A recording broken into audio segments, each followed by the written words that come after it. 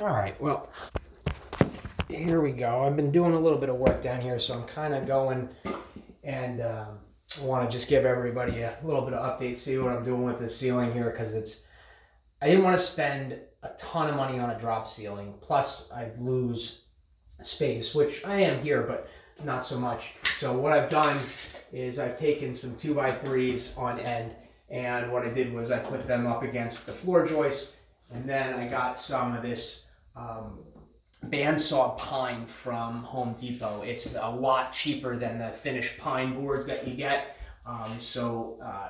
Economy was good with this.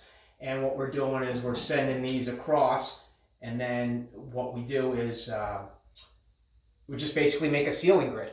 And we started with this beam over here. I don't know if you can see it, but that was our center of the room. And then we work out. I did 2x4, roughly 2x4 panels, which are 1/2 inch sheetrock. And it's cost me a lot less per square foot than if I bought a drop ceiling, which was, to my surprise, extremely expensive. This took a little bit more time, but I think the look is better.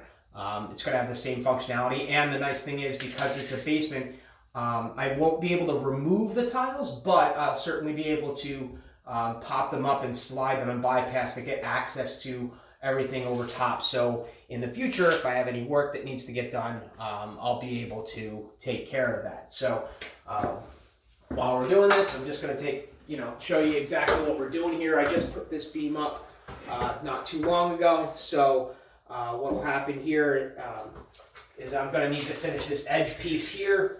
So I'll just measure that, and I have to make sure that I have enough distance between the back wall here, because I'm going to put a panel up here that's going to be removable as well. So I need to have what I figure to be 5/8 to be able to put a panel and get it up behind the trim work here to get it done. So what we're doing, and I'm just going to measure this out so we can see it. This end one here, that's 36 and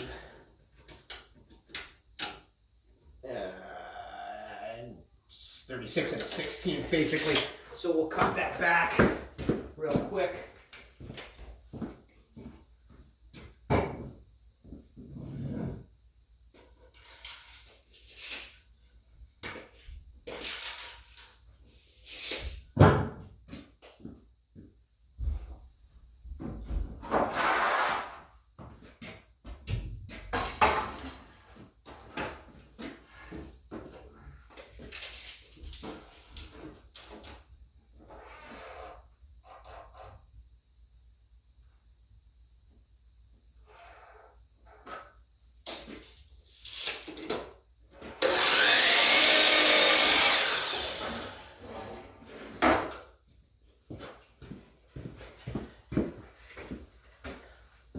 We'll probably have to cut it twice, because when I do trim work, I usually cut things a little long, and that way I don't run the risk of having bad mess ups where it's a little bit too short. So that's the right length, but I don't have my 5/8 gap back there, so I have to take off 5/8 for that, so I know that my distance is good. Just need to adjust it a little.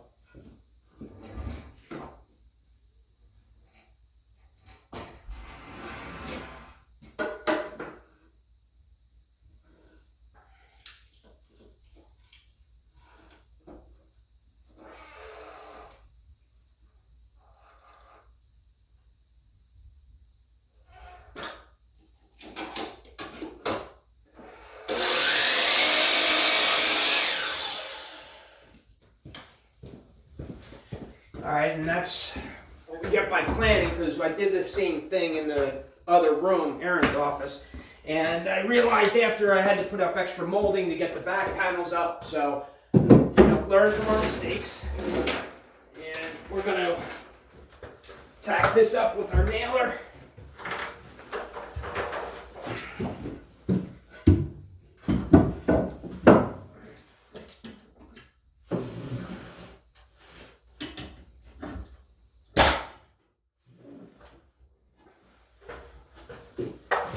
That's just to hold it in place. Definitely not going to just leave it with one nail.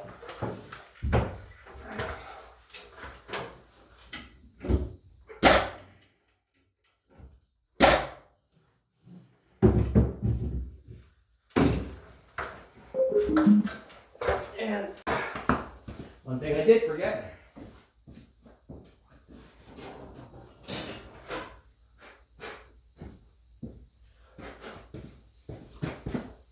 Safety glasses. Now we got that fixed. Over at the saw before.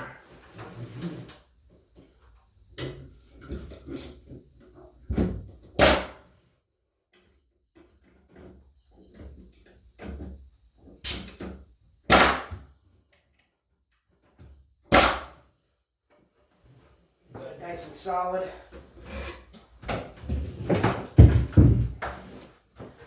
We got that there, so that's how that'll work out. And I did learn a while ago that when putting these up, you have to leave one bay open in order to get the panels in. So I can't put the ones across here, but I'll show you what I'm doing in this middle bay here for this, since I do have the space to do it. What we've got here, so is 16 and we'll call it 5/8, 11/16. Yeah, 16 and 11/16.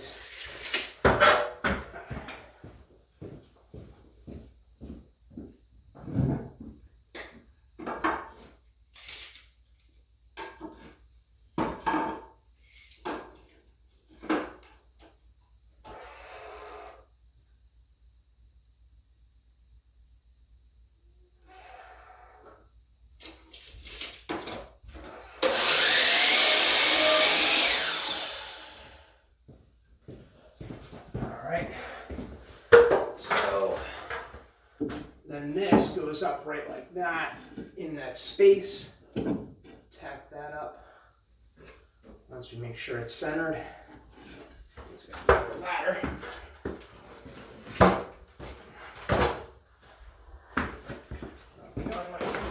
Press rose, great.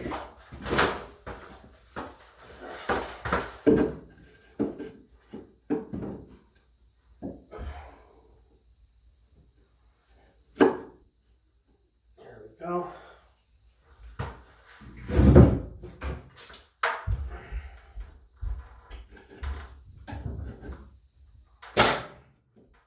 One there.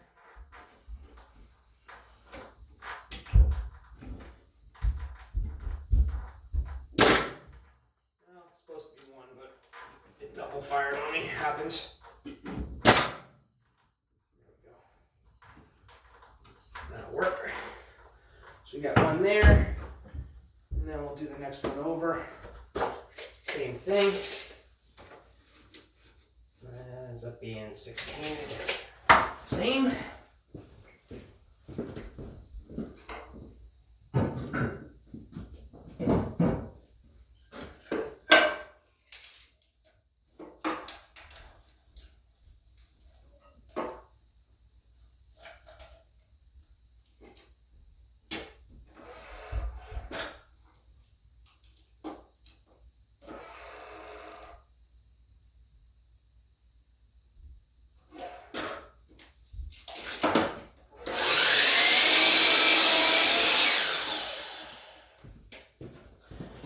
And I apologize for the off-screen time, but when you don't have a cameraman, you kind of have to do what you got to do to get it to work. So again, we're going to make sure that's centered on the beam there, like that.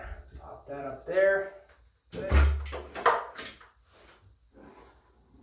Tack it up.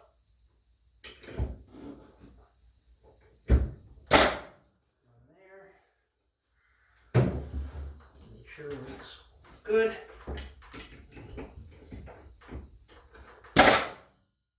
There.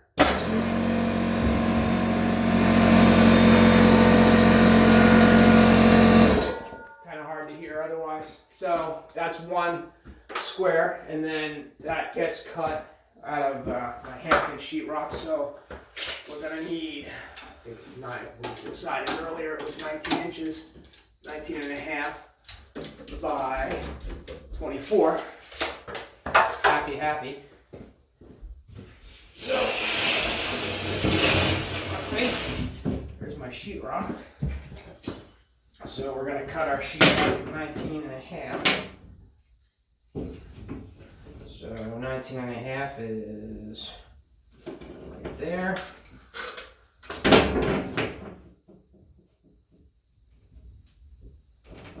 Up.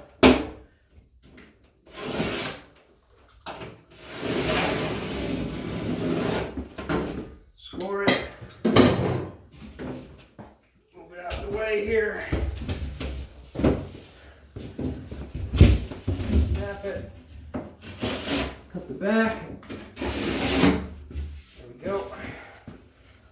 Put this off to the side so we're reusing. So I made the decision to do 24s and 48 inches because, well, it made the most sense because since a piece of sheetrock is 48 inches long, makes it nice and easy and works out with less waste that way. So it works out to my advantage to do it. So that's why that happened. Score that.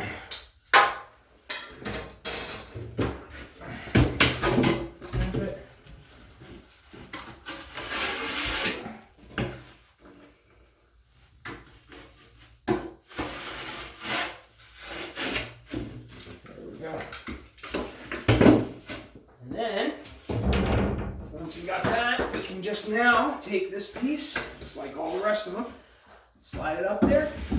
And now we have our own movable panel. And there you go. That's how we've been doing it. Everything in here is nice and easy. We decided to go with the molding trim as being basically very simple. No over-the-top stuff, nothing expensive, just more Adirondack type, I guess. Just basically not unfinished, but it'll be coated with polyurethane. But other than that, we're just going to leave it the way it is. So a quick turn around and show where we're at with everything. I'll go back to the entranceway. And then, so this is the room. Got boxed out there. Ceiling where we had to box out around the heat duct that I had to install. The bench wall for the foundation. Where we're at, we're there. Ceiling, water pipe for residential sprinkler system. Those are lighting fixtures, which is the 4-inch low profile LEDs that we got there. And that's pretty much it. I painted this because I found from doing the last room that it's a lot easier to paint the walls and then put up this molding than it is to try and paint after the molding is up, because if you want to keep the molding clean like this and with no paint, if I didn't intend on painting it any like white or anything like that, it's certainly a lot easier. So that's where we're at, and thanks for watching, and continue the progress.